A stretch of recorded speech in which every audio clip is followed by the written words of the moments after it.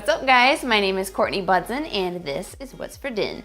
Today I'm going to be showing you how to make a blueberry and peach galette. This is perfect for this time of year. It's summer where I live, so there's all sorts of fresh fruit, and I've been just dying to put these super nice peaches in something because they are just so sweet and so juicy and delicious. This comes together very quick, and if you want to kind of cheat, you can just buy a pie crust and do it that way, but this dough is so easy to put together, you might as well just make it yourself. You're going to need some all-purpose flour, some salt, sugar, butter that's cold and I just cut into large chunks. And I have some fresh lemon juice here. And then this looks kind of weird, but all it is heavy whipping cream and 1 egg that I just beat together. Then of course you're going to need some peaches, blueberries, then I have lemon zest, a little bit of nutmeg, cinnamon, a little pinch of salt. Those spices are optional, but I like it because it just gives a little bit of a amp up to the flavor.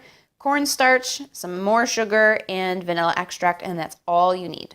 So the easiest way to do this, in my opinion, is just in a food processor or just a really large blender, whatever floats your boat. If you want to just do this in a big bowl with a pastry cutter, you can do that too.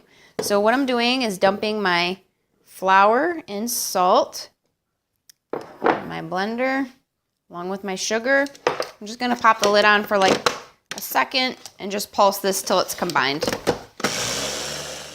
All right, now what I'm going to do is toss in my butter, and we're going to pulse this until you get a soft crumble. You want the crumbles to be about the size of like a pea. You don't want them to be too small.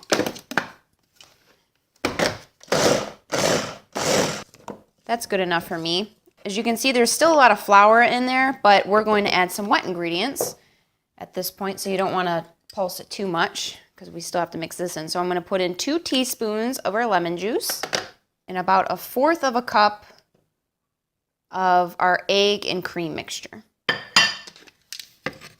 And I'm also going to pulse this until it just forms a ball, or almost a ball. There'll still be some crumbles, but just, I'll show you what it looks like. So that's about what it will look like. Now all I'm going to do, it's not all the way together, but that's okay. I'm going to take it all out, and I have some plastic wrap here. I'm just going to kind of press it down, and I'm going to take some plastic wrap and just kind of pinch the top. This looks really stupid to do it this way, but trust me, it works. And then I'm just going to form a ball, just kind of pressing it together. Your hands don't even get dirty. And you just twist the top. Now what we're going to do with this is put it in the fridge for about an hour. You can do this overnight. You can do this 3 days in advance, whatever you want to do. But that's going to allow the gluten to settle. And then in the meantime, we're going to work on our fruit mixture. Why do I do that? I don't even know. Weird. So now we're going to work on our fruit filling. Now, like I said, I'm using white peaches and blueberries. And you can really use anything that you want. But if you're going to use more of a tart fruit than a sweeter fruit like I'm using, then you're going to want to use less lemon juice and more sugar, as opposed to I'm using more lemon juice and less sugar, because I want to balance out the acidity and the tartness with the sweetness. If that makes any sense, I don't know. I'm just going to add a little bit of vanilla, my lemon juice, sugar, my nutmeg, cinnamon, and a little pinch of salt, along with some lemon zest. I'm going to give that a good stir. Now to that, I'm going to add my cornstarch. Now what this is going to do is prevent the fruit from breaking down so much to the point that it makes your pastry soggier than soggy frog. Okay, that's all there is to the fruit mixture. So I'm just going to set this aside until our pastry is ready to go. Then we'll throw it all together and put it in the oven. So I just took my dough out of the fridge. It was in the refrigerator for about 2 hours.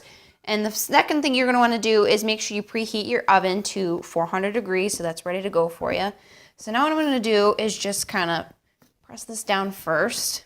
I have a lightly floured surface, so I'm just going to lightly flour the top just so it doesn't stick. I'm just going to roll this out. Doesn't have to be perfect. That's the beauty of this. It's very rustic looking. Okay, that's good enough. Whoops. So now I'm very carefully gonna pull this onto my baking sheet. I just have a pizza pan here with some parchment paper. It's not a big deal if it's not a perfect circle. It doesn't have to be. If it rips, just press the rips together and it'll be just fine. All right, now what we're gonna do is put all of our fruit that we already prepared right in the center. Kind of make it one big mound. Now you're gonna take one end and you're just gonna fold it over just like this. It's very, very pretty looking.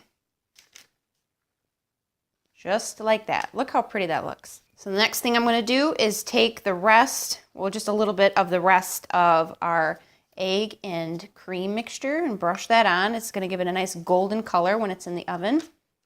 And then I'm just gonna sprinkle over that crust with a little bit of sugar. So about a tablespoon or so. So that's all there is to it. Now we're gonna throw it into a 400-degree oven for about 25 to 40 minutes. It depends on what kind of fruit you use, how big it was, but you want to make sure that you're cooking or baking this until the center is bubbling. You want it to be like boiling. Otherwise, the cornstarch isn't gonna activate and it's not gonna be thick. So if you weren't to do that and cut it open, it would just be wet, gooey mess all over the place, and then your pastry would be soggy and it wouldn't be good. So wait till the center is bubbly, the outside is nice and golden brown, and then it'll be done. So I'll show you what that looks like when it's there. My galette is out of the oven. It was in the oven for exactly 30 minutes, and then I put it on a cookie sheet and allowed it to cool for another 30 minutes because you don't want juices running everywhere. But it's been hard. It's been a long wait, so I'm about to dig in. And you can cut this any way you want. I like to just cut it in like little pizza shapes. Oh yes, look at that. Beauteous. You've got that delicious buttery flaky crust, that ooey gooiness going on. Ooh, is that good. So if you want to remake this recipe, just look in the description box below for all the measurements as well as the written instructions. And if you do remake it, please tag me on Instagram because I would love to see your recreations. Don't forget to subscribe. Subscribing is free and I wouldn't want you to miss any of my episodes. I upload at least once a week, if not more than that. So I look forward to seeing you in the next episode. And as always, thank you so much for watching. Bye-bye.